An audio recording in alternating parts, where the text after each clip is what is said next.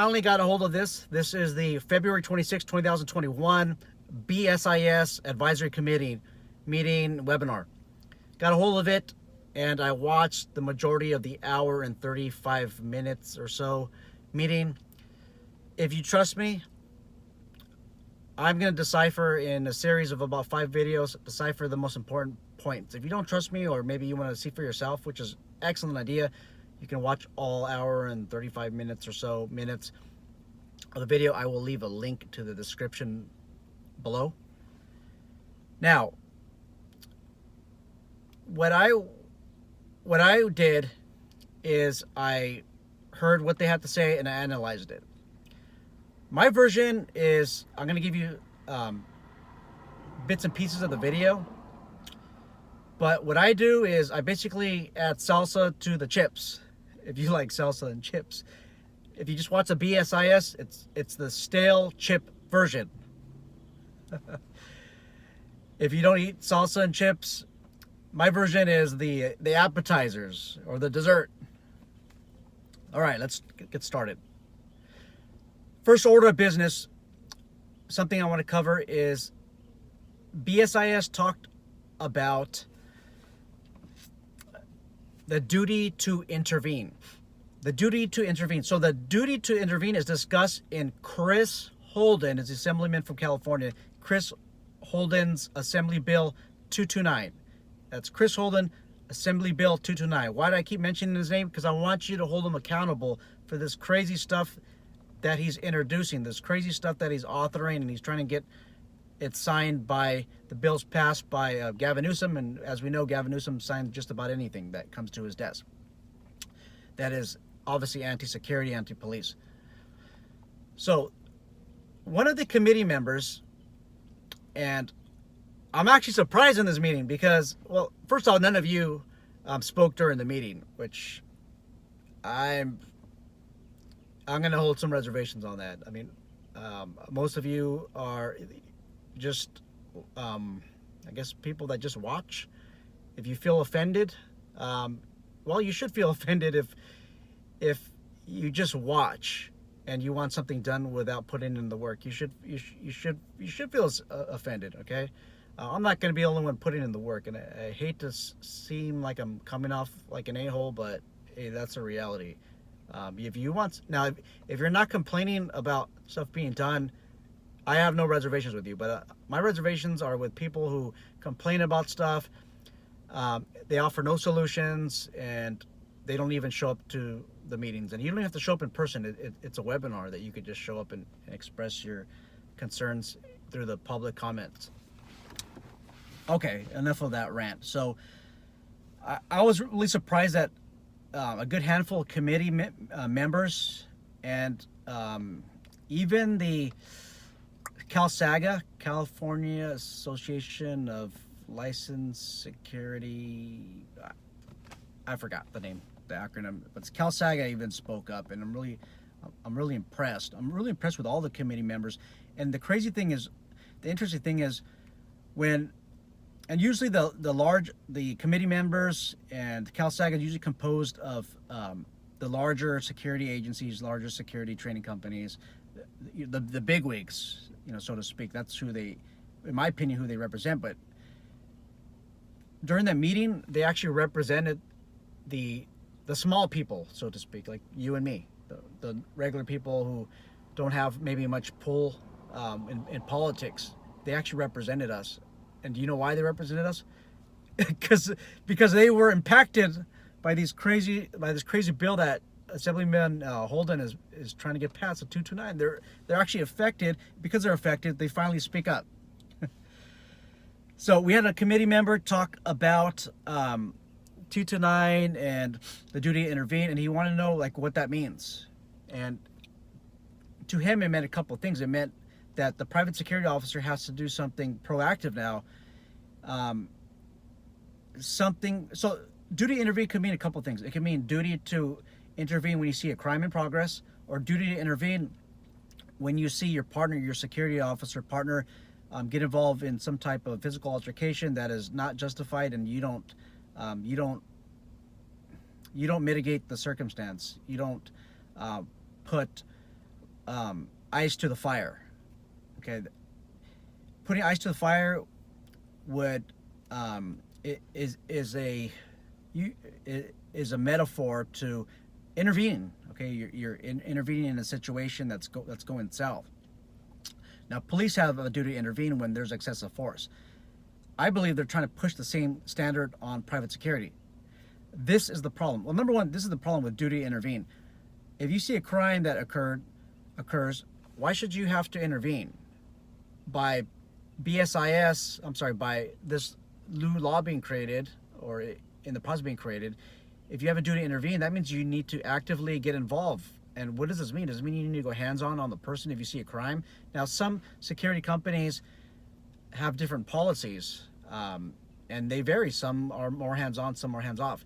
The second, duty to intervene, when it's relevant to maybe your partner using excessive force. Well, if you don't intervene, are you subject to criminal prosecution? You know, that's a good question. And this is the problem I have is we're trained as private security professionals to observe and report. Now we're getting a duty to intervene. I mean, we have to do one step further. I mean, we have to go hands-on our partners to stop what could be excessive force. It sounds like a good idea, but it's not. You're putting an extra burden on us. And as the committee member said, hey, this is the potential for millions of dollars of liability. In my opinion, it's unlimited liability that you're imposing on private security companies. Now, Sam Sadowski, he is I think the deputy director for the enforcement division of BSIS. He said, no, this is just a training outline. Okay, just a training outline. Your policy, different security companies are going to have different policies. Just a training outline. Never ever depend on the government for giving you advice, because this is not just a training outline. This is a standard. This is a standard of proof that is being created. I'm sorry, a standard of care. So as private security officers, we have to follow a certain standard, a standard of practice. When we deviate from the standard, we are open to get sued and perhaps lose for a case for negligence or for some other tort. And again, that's just my personal opinion. Nothing that I explain in this video is legal advice. Just my personal opinion. Not an attorney. Always seek the advice of an attorney or licensed legal professional, which is not me. Just my opinion, by the way. Facts in your case might totally differ, even a little bit. So this is not just a training topic. I mean, why would Chris Holden put that into this bill if it's just something to talk about? And what else can we talk about when it's mandated that we talk about a duty to intervene? Maybe a moral duty. We'll call it a moral duty, but if it's a moral duty, it's not a standard of care. It's just something that we ought to be doing. Okay, which I don't want other people to impose their moral will on me. I mean, that's my personal choice. Would I intervene if I was in private security and I see a security partner using excessive force, or would I perceive to be excessive force? Yes, I'm going to intervene because I think it's the right thing to do. I think it's a moral thing to do. But putting a legal standard on me to intervene is just wrong. And then holding me possibly criminally culpable for the incident, that's beyond observe and report. Okay.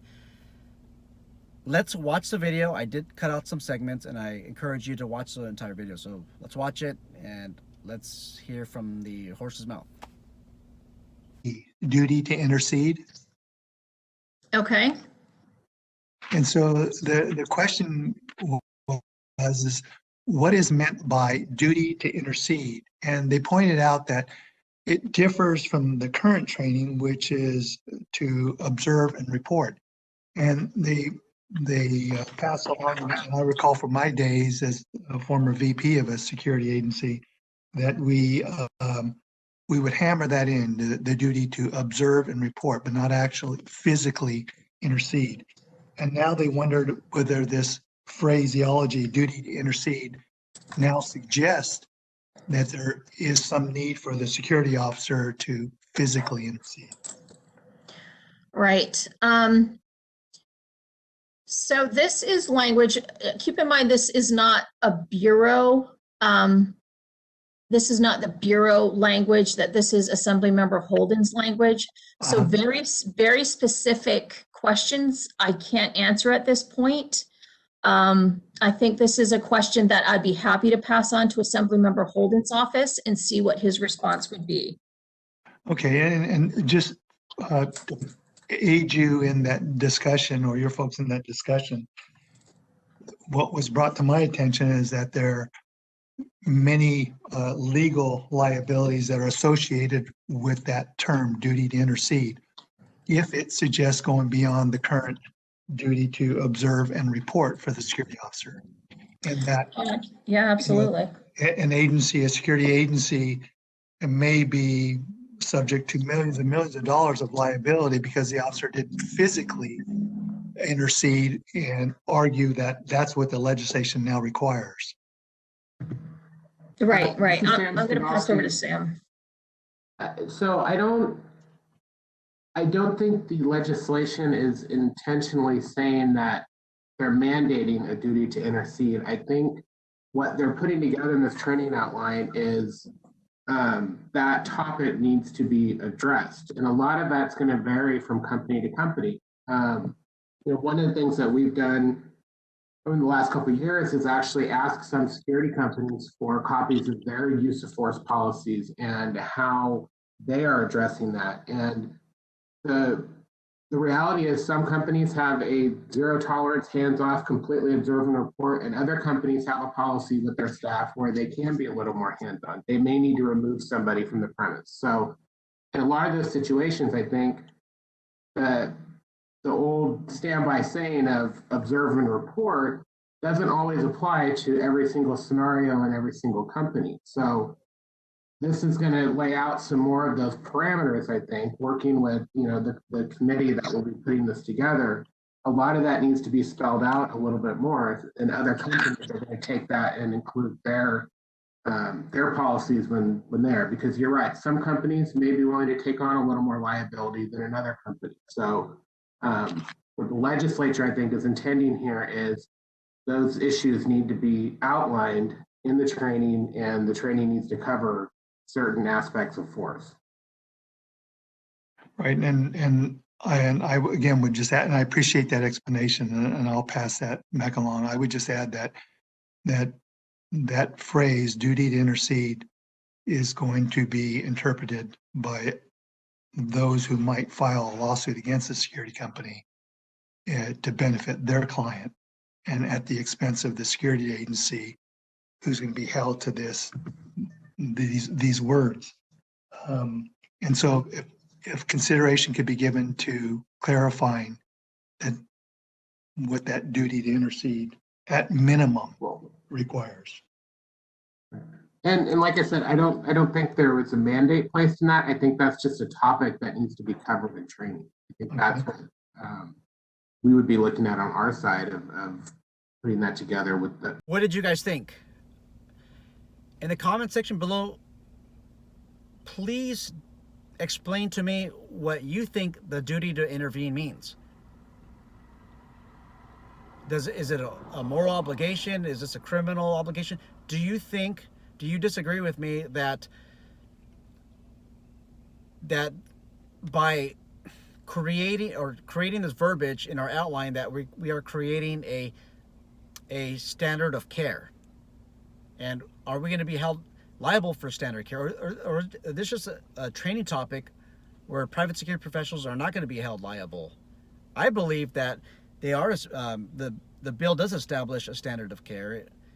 All the security professionals in California, over 160,000 of them, they're going to be held to this new standard of duty to intervene. In my opinion, based on that training topic. What's your opinion? I really would like to know.